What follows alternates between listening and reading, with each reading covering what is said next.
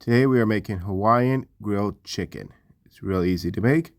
First thing you want to do is start out with your marinade, pineapple, drain the pineapple juice here, and then you're going to add some coconut milk, 1/3 cup of oil, 1/3 cup of brown sugar, 3 tablespoons of low sodium soy sauce, a 1/3 cup of ketchup, and garlic to taste.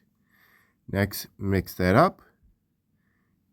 Now you take your chicken breasts, I cut them in half down the center there. Much easier to cook here. Add them to the marinade. Let it marinate for about 30 minutes. Grill and enjoy. Thanks for watching. Have a good day.